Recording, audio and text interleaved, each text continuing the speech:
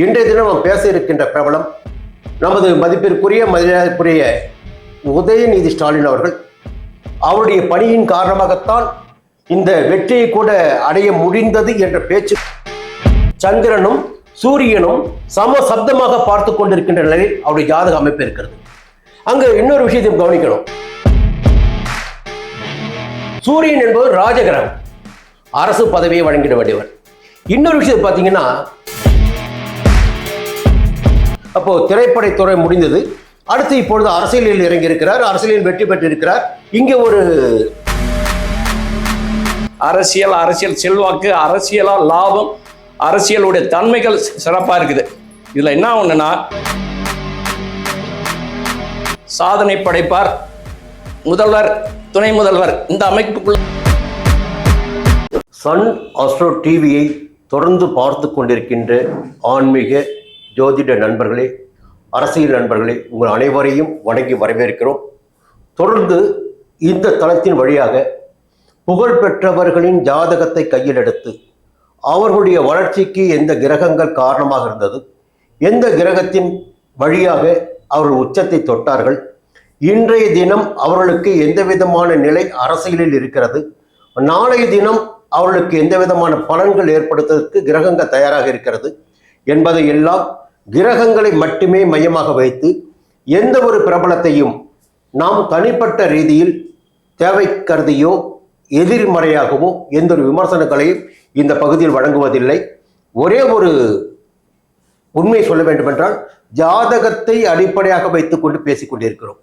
இது பேச வேண்டிய கட்டாயம் ஏன் ஏற்பட்டது என்றால், இவர்கள் பிரபலமாக இருக்கின்றார்கள். இந்த சமுதாயத்திற்கு இவருடைய அடுத்த கட்டம் எப்படி இருக்க போகிறது, இவருடைய நிலைப்பாடு எப்படியாக இருக்கும், இன்னும் வளர்ச்சி ஏற்படுமா என்பதெல்லாம் பார்ப்பதற்காகத்தான் இந்த ஜோதிட பதிவு, ஜோதிட ஆய்வு. அப்போ இன்றைய தினம் பல்வேறு பிரபலங்களை, பிரதமர் உட்பட நாம் பேசிக் கொண்டிருக்கிறோம். இன்றைய தினம் நாம் பேச இருக்கின்ற பிரபலம் நமது மதிப்பிற்குரிய மரியாதைக்குரிய உதயநிதி ஸ்டாலின் அவர்கள். அவருடைய ஜாதகம் எப்படி இருக்கிறது, 2024 நாடாளுமன்ற தேர்தல் வர இருக்கிறது. இந்த நேரத்தில் கடந்த சட்டமன்ற தேர்தலின் போது உதயநிதி ஸ்டாலினுடைய தேர்தல் பணி என்பது மிக வேகமாக இருந்தது. அவருடைய பணியின் காரணமாகத்தான் இந்த வெற்றியை கூட அடைய முடிந்தது என்ற பேச்சு கூட எழுந்தது. அதற்கு அந்த நேரத்தில் இருந்த கிரக அமைப்புகள் எப்படி இருந்தது என்று பேசிக் கொண்டிருக்கிறோம், பேசி இருக்கிறோம். இப்போ இந்த நேரத்தில் 2024 நாடாளுமன்ற தேர்தல் வர இருக்கின்ற நேரத்தில் பொதுவாக கிரகங்கள் மாறி வருகின்ற சூழ்நிலை உண்டு, திசாபுத்தி மாறுகின்ற சூழ்நிலை உண்டு. என்ன இருந்தாலும் அடிப்படை ஜாதகம் என்று ஒன்று இருக்கிறது. அந்த அடிப்படை ஜாதகம் என்று பார்க்கின்ற போது எங்களுக்கு கிடைக்கப்பட்ட 27/11/1977 12:56 பிற்பகலில் பிறந்ததாக கூறப்பட்டுள்ள ஜாதகத்தை நாங்கள் கையில் எடுத்திருக்கிறோம். இந்த ஜாதகத்தில் அவருக்கு கூறப்பட்டிருக்கின்ற லக்னம் கும்ப லக்னம், ராசி ரிஷபராசி. ரிஷபராசி சந்திர பகவான் உச்சமடைந்திருக்கிறார். கும்பராசின்னு பார்க்கும்போது, கும்ப லக்னம் பார்க்கின்ற போது பூரட்டாதி நட்சத்திரத்தில் குருவுடைய நட்சத்திரத்தில் லக்னம் அமைந்திருக்கிறது. அவருடைய ஜாதகத்தில் பல்வேறு சிறப்பு அம்சங்கள் இருக்கிறது என்பதை நாங்கள் இருவருமே பல முறையாக இந்த தளத்தின் வழியாக உங்களுக்கு தகவல்களை வழங்கி கொண்டிருக்கிறோம். ஒன்று, முதன்மையாக ஒரு பௌர்ணமி ஜாதகம் என்று சொல்லுகின்ற போது, அந்த பௌர்ணமி ஜாதகத்தில் எப்பொழுதுமே ஒரு நிலவு வளர்ந்து கொண்டிருப்பது போல அந்த மனிதர் வளர்ந்து கொண்டிருப்பார், உச்சத்தை தொடுவார் என்பது பொதுவான விதி. அப்போ சந்திரனும் சூரியனும் சம சப்தமாக பார்த்து கொண்டிருக்கின்ற நிலையில் அவருடைய ஜாதக அமைப்பு இருக்கிறது. அங்க இன்னொரு விஷயத்தையும் கவனிக்கணும். சூரிய பகவான் பார்த்தீங்கன்னா விருட்சத்தில் பகையாவார் சொல்லுவாங்க. ஆனால் கேந்திரம் ஏறுகின்ற எந்த கிரகமும் பகையை செய்வதில்லை, நன்மையான பலன்களை வழங்குவார் என்பது ஒரு பொதுவான விதி. லக்னத்திற்கு 10ஆம் இடம் விருட்சிகம், விருட்சிகத்தில் சூரிய பகவான் இருக்கிறார். இப்போ மேலோட்டமாக ஜாதகத்தை பார்க்காமல் ஒரு ஆழமாக இந்த ஜாதகத்தில் என்ன புதைந்து கிடக்கிறது, என்ன நன்மைகள் இருக்கிறது, இதன் வழியாக என்ன இவருக்கு பலன்கள் கிடைக்கும் என்பதை நாம் பார்த்தோம். அப்போ 10ஆம் இடத்தில் இருக்கின்ற சூரிய பகவான் இவருக்கு யோகத்தை உண்டாக்க வேண்டும். சூரியன் என்பது ராஜகிரகம், அரசு பதவியை வழங்கிட வேண்டியவர். இன்னொரு விஷயம் பார்த்தீங்கன்னா, இவருடைய ராசி ரிஷபராசி. அந்த ரிஷபராசியின் அதிபதி சுக்கிர பகவான், கலைக்கு அதிபதி அவன் தான், கலைக்காரகன் அவன் தான். அந்த சுக்கிரன் ராசிக்கு 6லும் லக்னத்திற்கு 9லும் பாக்கிய ஸ்தானத்திலும் ஆட்சியாக சஞ்சரிக்கிறார். அப்போ திரைத்துறையில் இவர் வெற்றி பெற்றதற்கு இதுவும் ஒரு காரணம் என்று சொல்லலாம். பொதுவாக ரிஷபராசியில் பிறந்த அனைவருக்குமே இந்த மனக்காரகன் அங்கே உச்சமடைவதால் ஒரு தனி ஆற்றல் என்பது இருந்து கொண்டிருக்கும். அந்த ஆற்றல் தான் அடுத்தடுத்த நகர்வுகளை நோக்கி அழைத்து சென்று கொண்டிருக்கும். அப்போ திரைப்படத்துறை முடிந்தது, அடுத்து இப்பொழுது அரசியலில் இறங்கியிருக்கிறார், அரசியலில் வெற்றி பெற்றிருக்கிறார். இங்கே ஒரு விஷயத்துக்கு நாம் கவனிக்கணும். கடந்த காலங்களில் கழகத்தின் சரியாக அவர்கள் வழியாக பேசப்பட்ட வார்த்தைகள், அவர் அரசியலுக்கே வரமாட்டார், அது பிறகு பதவிக்கு வரமாட்டார், பொறுப்பிற்கு வரமாட்டார், இப்படியெல்லாம் கூறப்பட்டது. ஆனால் அவையெல்லாம் மாற்றம் பெற்று அரசியலுக்கு வந்தார், அரசியல் செய்தார். இன்றைய தினம் ஒரு பிரதான சக்தியாக திராவிட முன்னேற்ற கழகத்தில் தெரிந்து கொண்டிருக்கிறார். இந்த பிரதான சக்தியாக இருப்பவர் இதற்கு மேலும் உச்சமடைவாரா? இதுதான் இப்போ நம்ம பார்க்க போற விஷயம். அப்போ என்னதான் மற்றவர்கள் பேசினாலும், இவர் அரசியலுக்கு வரமாட்டார், அந்த இடத்துக்கு வரமாட்டார், இந்த இடத்துக்கு வரமாட்டார் என்று சொன்னாலும், இந்த ஜாதகம் பாருங்க, அது தலையெடுத்து தீர்மானித்திடக்கூடியது. அப்போ அந்த ஜாதகம் தான் எந்த ஒரு மனிதரையும் ஒரு இடத்திற்கு கொண்டு போய் அமர வைப்பது. அப்படி பார்க்கின்ற போது இப்பொழுது அவருக்கு சனி திசையில் சுக்கிரன் புத்தி போயிட்டு இருக்கு. 2026 வரலாம் சுக்கிரன் ஆட்சியாக இருக்கிறார், பாக்கியாதிபதி சுக்கிரன் தான் இருக்கு. இரண்டாவது பார்த்தீங்கன்னா இப்ப ராசிக்கு 10ல் படி சனி உட்காரார். சனி 10ல் அமர்கின்ற போது சனி பகவான் தான் ஆட்சி அதிகாரத்தை வழங்குபவர். அப்போ ஒரு அதீதமான சக்தியாக, ஒரு விடாப்பிடியாக, ஒரு வார்த்தைகளில் கூட ஒரு கடுமையாக, ஒரு அழுத்தமாக இவர் இயங்கிக் கொண்டிருப்பதற்கு காரணம் சனி பகவான் தான். அப்ப லக்னாதிபதியும் சனி பகவான் தான். இப்போ இருக்கின்ற இடம், ராசிக்கு இடம் 10ஆம் இடத்துல சனி பகவான் தான் இருக்காரு. அப்போ அரசியலை தீர்மானிக்கின்ற இடம், பதவியை தீர்மானிக்கின்ற இடம், அடுத்த கட்ட நகர்வுகளுக்கு ஏற்ற இடம் பார்த்தீங்கன்னா இப்போ சனி பகவானால் இவருடைய அரசியல் வாழ்க்கை என்பது அடுத்த கட்டத்தை நோக்கி செல்லும் என்பதை நாம் கண்டுபிடித்திருக்கிறோம். இது இப்பொழுது இருப்பதை விட அடுத்த மேல் கட்டத்திற்கு அந்த கட்டத்தை நிச்சயமாக எட்டுவார் என்பது உறுதி. இவருக்கு எந்த விதமான எதிர்ப்பும் அரசியலில், இவருடைய சார்ந்த அரசியலில் திராவிட முன்னேற்ற கழகத்திற்குள் இருக்காது. இவர் எந்த இடத்திற்கு கிரகங்கள் அழைத்து செல்ல இருக்கிறதோ அந்த இடத்திற்கு நிச்சயமாக செல்லுவார் என்பதை இந்த ஜாதகம் சொல்கிறது. இது பற்றி நம்முடன் இணைந்திருக்கும் நண்பர் சிவகுரு ரவி அவர்கள், ஜோதிடர் அவர்கள், மேலும் பல தகவல்கள் இங்கு வழங்கியிருக்கிறார். அவருடைய தகவல் கேட்போம். தற்போது விளையாட்டுத்துறை அமைச்சராக திரு உதயாநிதி ஸ்டாலின் அவர்கள் ஜாதகம் இந்த 2024 என்ன சொல்கிறது என்றதை பார்ப்போம். திரு உதயாநிதி அவர்கள் ஜாதகம் சென்னையில் பிறந்திருக்காங்க. எங்களுக்கு கிடைச்ச இது அமைப்பு அப்படிதான். வாக்கிய பஞ்சாங்க சித்தாந்தப்படி 47 வயசு இப்போதைக்கு அவருக்கு. 27/11/1977 ஞாயிற்றுக்கிழமை கார்த்திகை தமிழ் மாதம் 12ஆம் நாள் அவர் பிறந்திருக்கார். ஜென்ம ராசி ரிஷப ராசி, ஜென்ம லக்னம் கும்ப லக்னம், ஜென்ம நட்சத்திரம் மிருகாசிரிடம் 2வது பாதம், அதாவது மிருகசிரிட நட்சத்திரத்தில் செவ்வாய் திசையில பிறந்திருக்கார். இவருடைய ஜாதகப்படி ரிஷப ராசியாக இருந்தாலும் ரிஷப லக்னமாக இருந்தாலும் சனி யோகாதிபதி, ராசி அதிபதியும் லக்னாதிபதியும் சுக்கிரன் ஒருவரே. அடுத்து இவர் கும்ப லக்னமாகவும் வர்றார். அதனால கும்ப லக்னங்கிறது லக்னாதிபதியே சனியே வர்றார். அதனால இந்த ராசிக்கும் லக்னத்துக்கும் இரண்டு ஒரு அமைப்பும் கோணாதிபதியாக இருந்தாலும் லக்னாதிபதியாக இருந்தாலும் இந்த ரெண்டு அமைப்புகளுக்கும் கால புருஷனுக்கு மேஷ ராசியிலிருந்து 11ஆம் இடமான கும்ப ராசியை லக்னமாக கொண்ட இவர் மகர ராசிக்கும் இவர் தான் அதிபதி. அதனால தர்ம கர்மாதிபதினு கூட சொல்லலாம். இங்க ராசியாதிபதி லக்னாதிபதி ஒருவரே கூட நம்ம எடுத்துக்கலாம். ரிஷப ராசி ரிஷப லக்னம் கூட எடுத்துக்கலாம். இதுல பாகுபாடு இல்லை. ரெண்டாவது, இவருடைய ஜாதகப்படி லக்னத்துக்கு 2 கூடியவர் குரு. அவர் தனாதிபதி குடும்பாதிபதி. அவரே வாக்கு ஸ்தானாதிபதி. அவரு இன்னொரு இடம், அதாவது புதனுடைய வீட்டுல 5ஆம் இடத்துல இருப்பது பாவத் பாவ அமைப்புப்படி சுக்கிரன் 5ஆம் பார்வையாக துலாம் ராசியை சுக்கிரன் ஆட்சி பெற்று பலமாக இருக்கிறார். அதனால அந்த வீட்டினுடைய தன்மையும் பலம் பொருந்தி இருக்குது. அதனால 64 கலைகளுக்கு அதிபதியான சுக்கிரனையும் அங்க பார்க்கிறார். அப்ப கோணாதிபதிகள் கேந்திராதிபதிகள் இவங்க எல்லாமே பலம் பொருந்தி இருப்பது ஒரு சிறப்பான ஒரு ராஜயோகத்தான் இருக்கு. ரெண்டாவது, லக்னாதிபதி கும்ப லக்னத்துக்கு 7ன்னு சொல்லக்கூடிய இடத்துல சனி திக்பலம் பொருந்தி தன்னுடைய வீட்டையே, அதாவது லக்னத்தையே பார்க்கறதுங்கிறது காரக பாவ புஷ்டி. எந்த ஒரு கிரகமும் தன் வீட்டை தானே பார்ப்பது காரக பாவ புஷ்டி. 7வது பார்வையாக 180 டிகிரியில் 7வது பார்வையாக தன் லக்னத்தை பார்த்து பலப்படுத்துறார். சனி என்பது சூரியனோட வீட்டில் அமர்ந்தது ஒரு சிறப்பான ராஜயோகம். சனியினுடைய 10வது பார்வை ரிஷப ராசியை பார்க்குது, சந்திரனை பார்க்குது. 7வது பார்வை லக்னத்தை பார்க்குது. அவருடைய 7வது பருவ லக்னத்தை பார்க்கறது சிறப்பு. ஜனவசியம், ஜன தொடர்பு, ஜனங்களால் லாபம், இதெல்லாம் சொல்லக்கூடியது சனி.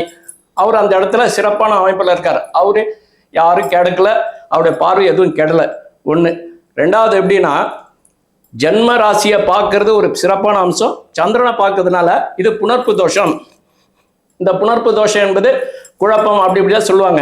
ஆனால் இங்கே தோஷத்துக்கு இடமே இல்லை. ஏன்னா சந்திரன் தன்னுடைய ராசியில கூட மூல திரிகோண பலம் பெறல, தன்னுடைய ராசியில ஆட்சி பலம் மட்டுமே பெறுகிறார். அதனால ரிஷப ராசியில மட்டும்தான் மூல திரிகோண பலமும் பெறாரு, சிறப்பான அந்த ராஜயோகத்தை பெறாரு. இவரு திக்பலமாவும் ஆகுறாரு. லக்னத்துக்கு 4 கூடிய திக்பலம், தாய் சாணாதிபதி, சுக சாணாதிபதி, யோக சாணாதிபதியா மாறுறாரு. அப்ப இந்த தன்மையும் அங்க எடுபடுது. ரெண்டாவது, அவரு தன்னுடைய 10வது பார்வையா புதனையும் பார்க்கிறார். இந்த இடத்துல புதன் பலம் பொருந்திருக்கிறார். புதன் 5 கூடியவர். அதாவது அறிவு, கல்வி, ஞானம், பேர், புகழ், இது எல்லாமே புதன் இருக்கணும். அப்ப மேடைகளில் பேச்சு, மேடையினுடைய அமைப்பு, சபைகளில் இவருக்கு ராஜ மரியாதை, ராஜ உபதேசம், இது சார்ந்த எல்லா அமைப்புகளும் இங்க புதன் இருக்காரு. விளையும் புதனும் சூரியனும் தான் விரும்பிய 4, 1, 8, 10 அமர்த்திட்டால் வளையக்கூடிய மன்னவனான்றான். இங்க சூரியனும் புதனும் 10ஆம் இடத்துல இருக்கிறது ஒரு பெரிய ஒரு சிறப்பு. அப்ப இது சார்ந்த அமைப்புகள்ல எல்லாமே சிறப்பா இருக்கு. அப்ப சூரியனும் இங்க திக்பலம், சனியும் திக்பலம், சந்திரனும் திக்பலம், 3 திக்பலம் பொருந்தி இருக்குது. இது இல்லாம கிரகமாளிகா யோகம், லக்னத்திலிருந்து 2ஆம் இடத்துல, அதாவது மீன ராசியில கேது இருக்கார். அதுக்கு அடுத்தது மாந்தி இருக்கிறார் 3ல செவ்வாயுடைய வீட்டுல. அதுக்கு அடுத்தது 4ல சுக்கிரன் சுக்கிரனுடைய வீட்டுல சந்திரன் உச்ச பலம் பெற்று மூல திரிகோண பலம் பெற்று பலமா இருக்கார். தப்பு இல்லை, வரவேற்க வேண்டிய ஒரு விஷயம். 5ஆம் இடத்துல குரு பாவ அமைப்பு, 5க்கு 5ஆம் இடத்துல சுக்கிரனை பார்க்கிறார். சுக்கிரனும் ஆட்சி பலம் பெற்று அவரும் ஒரு மூல திரிகோணாதிபதி பலம் பெற்று அமர்ந்திருக்கார். பெரிய ஒரு சிறப்பு. இதுல எந்த இதுவும் இல்லை. சூரியனும் திக்பலம், புதனும் அவரோட பலம் பெற்று உட்கார்ந்துருக்கனால கோணாதிபதிகள், கேந்திராதிபதிகள், இந்த லக்னத்துக்கு ராஜ யோகாதிபதிகள் எல்லாமே பலமா இருக்கல. அரசியல் செல்வாக்கு, அரசியலால் லாபம், அரசியலுடைய தன்மைகள் சிறப்பா இருக்குது. இதுல என்ன ஒண்ணுன்னா, இவங்களுடைய டிஎன்ஐ கனெக்டட் அப்படி சொல்லக்கூடிய அந்த இடத்துல ரிஷப ராசி, இவங்களுடைய தாத்தாவும் ரிஷப ராசி, ரிஷப லக்னம், கடக லக்னம், லக்னாதிபதியே ரிஷப ராசியில பலம் பெற்றிருக்காரு இவங்க தாத்தா ஜாதகத்தில். அதாவது கலைஞர் கருணாநிதி அவர்கள் முன்னாள் முதல்வர். அப்ப அவர் ஜாதகத்திலையும் இதே அமைப்பு வருது பாருங்க. அப்ப இந்த ராஜ யோகாதிபதி சொல்லக்கூடிய ராஜ கிரகங்கள் பலம் பொருந்தி, சூரியனும் பலம் பொருந்தி ஒரு சேர இருக்கு. இது எப்படின்னா பௌர்ணமி யோகம், மகா பௌர்ணமின்னு சொல்லுவாங்க. இந்த மகா பௌர்ணமி யோகங்கிறது ஒரு சிலர் ஜாதகத்துல மட்டுமே பொருந்தும். இந்த யோகம் சூரியனும் சந்திரனும் ஒரே நேருக்கு நேரா 180 டிகிரில ஒரே நேர்கோட்டுல பார்வைங்கிறது சிறப்பான ஒரு அமைப்பு. அப்போ இந்த பிரபஞ்சத்துக்கு ஒளி வீசக்கூடியனே சூரிய நாயகன் சந்திரன். இவங்க இந்த பிரபஞ்சத்தினுடைய புவியில ஒளியுடைய அமைப்பு. இவங்க பிறக்கும் போது இந்த அமைப்பு இருக்கிறதுனால இது பெரிய ஒரு ராஜ அமைப்பா எடுக்கலாம். ராஜ குடும்பத்துல பிறந்தவர் கூட சொல்லலாம். அந்த அமைப்பு ஒரு சிறப்பா இருக்கு. அதனால எண்ணற்ற தோஷங்கள் இல்லை. சூரியன் பலம், சந்திரன் பலம், சுக்கிரன் பலம், எல்லாமே பலம். சூரியன் சந்திரன் சேர்றது சில பேர் இப்போ கலைஞர் ஜாதகத்தில் அமாவாசை யோகம் சொல்லுவாங்க. அமாவாசை யோகம்லாம் கிடையாது. இந்த இடத்துக்கு அது எடுப்படாது. அப்போ இவரு ஜாதகத்தில் புணர்ப்பு தோஷம்வாங்க, எடுப்படாது. ஏன்னா ஜெயலலிதா ஜாதகத்தில் சூரியனும் சந்திரனும் நேருக்கு நேராக இருப்பாங்க. அதுவும் அந்த ஒரு யோகமும் பௌர்ணமி யோகம். அதுமாதிரி புரட்சி தலைவர் ஜாதகம் அந்த யோகம் இருக்குது. அப்போ சூரியனும் சந்திரனும் இணைவது இதுக்கு ஒரு பாடலே உண்டு. கதிருடன் மதியம் கூடி கலந்தொரு ராசியில் நிற்க துதிபெறும் உலகில் வந்தோர் சூட்சம கருவியாலம் மதிமித பாஷாணங்கள் அமைத்திடும் மல்லோனாகி விதியுடன் இருக்கும் இன்னொன்று மேன்மையா அறிவுள்ளானே. அப்போ கலைஞர் எந்த அளவுக்கு அறிவா இருந்தாண்டாக்க இந்த ஆற்றல் உண்டு. அதுமாதிரி ஜெயலலிதா அம்மா, அதேமாதிரி புரட்சி தலைவர் எம்ஜிஆர், அதுமாதிரி அதே அமைப்புல இவர் ஜாதகம் இருக்கு. அதனால எண்ணற்ற யோகங்கள் நிறைவா இருக்கு. சாதனை படைப்பார், முதல்வர், துணை முதல்வர், இந்த அமைப்புக்குள்ள வர்றது கூட இவருக்கு யோகம் இருக்கு. நமசிவாய். ஒரு அடிப்படை தகவல்களை ஜோதிடத்தில், ஜாதகத்தில் கிரகங்கள் அமர்ந்திருக்கின்ற நிலையினை வைத்து சிவகுரு ரவி அவர்கள் கூறியிருக்கின்றார். பொதுவாக ஒரு தகவலை சொல்லணும்னா இப்போ எல்லாருக்குமே ஜோதிடம் குறித்த அறிவு என்பது ஏற்பட்டிருக்கு. இந்த பௌர்ணமி யோகம் பார்த்தீங்கன்னா ஒவ்வொரு மாதமும் இந்த பௌர்ணமி யோகம் வரக்கூடிய அது ஒரு அமாவாசை யோகம், பௌர்ணமி யோகம் வந்து ஒவ்வொரு மாதமும் இந்த யோகம் உண்டு. ஒரு 2.25 நாட்கள் 180 டிகிரி நேர் எதிரில் இருக்கும்போது இந்த பௌர்ணமி யோகம் வரும். இந்த பௌர்ணமி யோகத்தில் பிறப்பவர்கள் பார்த்தீங்கன்னா அவருடைய வாழ்க்கை வந்து மேலே மேலே மேலே மேலே போயிட்டு இருக்கும், வளர்ச்சி அடைஞ்சிட்டு இருக்கும். அதான் சொல்றாரு. இங்கே இன்னொரு விஷயத்தை பார்த்தாகணும். லக்கினத்திற்கு 5வது இடம். அந்த 5வது இடம் தான் பூர்வ புண்ணிய பலத்தையும் குலதெய்வ அருளையும் குறிப்பிடுகின்ற இடம். ஒரு பெரிய பலம் இந்த ஜாதகத்தில் என்ன பண்ணால் 5வது இடத்துல குரு பகவான் இருக்கார். இந்த 5வது குரு பகவான் இருக்கின்ற போது அவருடைய பார்வை பார்த்தீங்கன்னா அவருடைய பார்வை 5ஆம் இடத்திற்கு 7ஆம் இடத்திற்கு 9ஆம் இடத்திற்கு லக்னத்துக்கே பார்வைப்படுது. அப்போ லக்னம் சுபிட்சம் அடைகிறது. ஒரு மனிதனுக்கு எப்பொழுது குரு பார்வை உண்டாகிறதோ அந்த மனிதன் அந்தஸ்து செல்வாக்கு அனைத்திலும் உயர்ச்சி பெற்றுக்கொண்டே இருப்பான், உயர்வு வந்து கொண்டே இருக்கும் என்பது பொதுவான விதி. யாருக்கு குரு பார்வை இருக்கோ அவர் சமுதாயத்தில் அந்தஸ்தான நபராக இருப்பான். இவருக்கு பார்த்தீங்கன்னா 5ஆம் இடத்துல குரு இருப்பது மட்டுமல்ல, லக்னத்தை தான் மையமா வச்சு பேசணும் வாழ்க்கைக்கு, அந்த லக்னத்திற்கும் குரு பார்வை வருது. அப்போ இயல்பாகவே ஒரு அந்தஸ்து செல்வாக்கு மரியாதைக்குரிய ஒரு நபராக இவர் பிறந்திருக்கிறார், இந்த உயர்ந்து கொண்டிருக்கிறார் சொல்லிட்டு போகலாம். இந்த நேரத்தில் நாம் என்ன பார்க்கணும், மறுபடியும் நாம் சொல்ல வருது, இந்த என்ன பார்க்கணும். கடந்த தேர்தலுக்கு முன்னாடி பார்த்தீங்கன்னா உதயநிதி ஸ்டாலின் அரசியலுக்கு வரமாட்டார் சொல்லிட்டு இருந்தாங்க, உறுதிமொழிலாம் கொடுத்தாங்க. அது பிறகு பதவிக்கு வரமாட்டார்னு சொன்னாங்க, அதுக்கு உறுதிமொழி கொடுத்தாங்க. இப்போ பார்த்தீங்கன்னா இதற்கு மேலே ஒரு இடத்துக்கு அவர் வரமாட்டாரு, இதெல்லாம் கற்பனை அப்படின்னு சொல்லிட்டு இருக்காங்க. எல்லாமே பேசிட்டு இருக்குது. ஆனால் கிரகங்கள் அதனுடைய வேலையை செய்து கொண்டு இருப்பதை எவராலும் தடுத்து விட முடியாது. கிரகங்கள் தான் மனிதர்களை மாற்றம் செய்து கொண்டு இருக்கின்றார்கள். எந்த மனிதரை எப்பொழுது எங்கே கொண்டு போய் அமர வைக்க வேண்டும் என்பது கிரகங்களுக்கு மட்டும்தான் தெரியும். இப்போ ராஜீவ்காந்தி பிளைட் ஓட்டிட்டு இருந்தார், அவருக்கு வந்த வாழ்க்கை உங்களுக்கு தெரியும். உங்களுக்கு இந்த அடிமட்டத்தில் இருந்த மனிதர்கள் திடீரென்று உச்சத்தை தொட்டு இருக்கின்றார்கள், அது காரணம் கிரகங்கள் தான். ஒன்று இதில் இந்த ஜாதகத்தில் பார்த்தீங்கன்னா பூர்வ புண்ணிய பலம் தான் ரொம்ப முக்கியமான விஷயம். அந்த பூர்வ புண்ணிய பலம் இந்த ஜாதகருக்கு உதயநிதி ஸ்டாலின் அவர்களுக்கு இருக்கிறது. 5ஆம் இடத்தில் குரு பகவான் இருக்கிறார். இது முதல்ல தெளிவாக சொல்லிடணும்.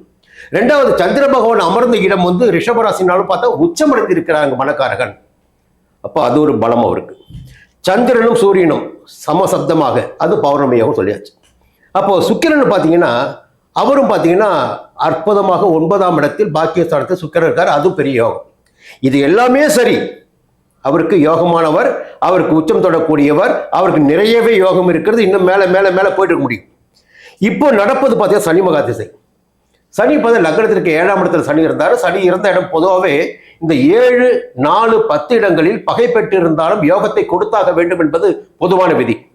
அப்போ சனி தன்னுடைய லக்னத்தையும் பார்த்துறாரு, 7ஆம் வீட்டையும் பார்த்துறாரு. சனிக்கும் சூரியனுக்கும் பகைதான். ஆனால் சூரியனுடைய வீட்டில் அமர்ந்து தன்னுடைய லக்னத்தை தன்னுடைய இடத்தை பார்க்கிறார். அப்போ தன்னுடைய செல்வாக்கை நிரூபிக்க வேண்டிய கட்டாயம் சனி பகவானுக்கு இருக்கிறது. அங்கே அரசியல் அதிகாரத்தை கொடுத்திட வேண்டிய குரு பகவானும் அந்த வீட்டை பார்க்கிறார். இது குரு சனி இணைவன் கூட சொல்லலாம். அது பிரம்மகத்தி தோஷத்திற்கு ஒரு அடிப்படையான காரணம் கூட சொல்லலாம்.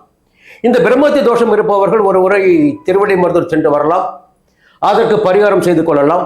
அதற்கு பிறகு சில தடைகள், இவருக்கு எந்த தடைகள் இருக்கிறதோ அந்த தடைகள் விலகுவதற்கு வாய்ப்புகள் உண்டு. இதை ஏற்பதும் ஏற்காமல் போதும் அவருடைய விருப்பம். இது ஜாதகம்.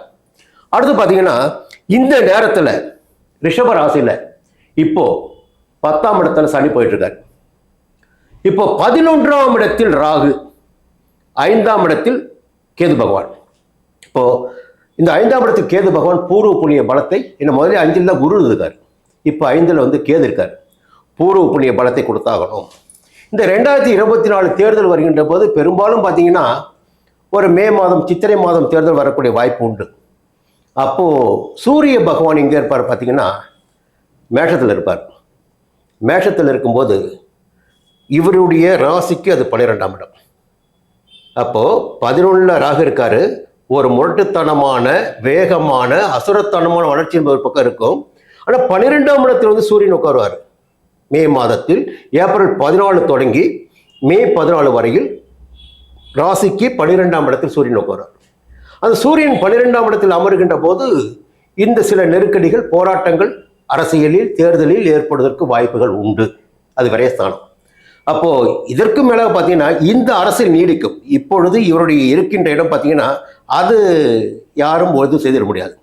இதற்கு மேலே மேலும் பதவி பெறுவதற்கு வாய்ப்பு இருக்கிறதே தவிர இவருக்கு இந்த இடத்தை விட்டு கீழே இறங்குவதற்கு எந்த விதமான ஜாதகத்தில் இடம் கிடையாது. அது காரணம், நடப்பது சனி மகா திசை. சனி பகவான் என்ன பண்ணுவார்னா பதவி அதிகாரத்தை கொடுத்துட்டே இருப்பார். மனிதனுடைய செல்வாக்கு கொடுப்பார், மக்கள் செல்வாக்கு கொடுப்பார். அந்த செல்வாக்கு ஏற்பட்டிருக்கு. நடைபெறுகின்ற தேர்தலில் இவர் செய்ய வேண்டிய ஒரே ஒரு விஷயம்தான், 2ஆம் இடத்தில் கேது. இவருக்கு மேல இருக்க ஒரு விமர்சனம் வந்துட்டே இருக்கும். இவருடைய வார்த்தைகளின் வழியாகத்தான் இவர் சில எதிர்வினை சந்திச்சுட்டு இருக்காரு.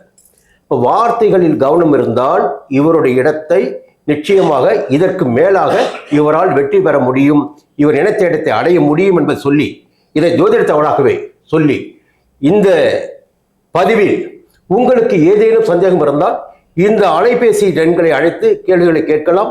உங்களுக்கு பதில்கள் சொல்ல தயாராக இருக்கிறோம். மீண்டும் சந்திப்போம். நன்றி, வணக்கம். நன்றி, வணக்கம்.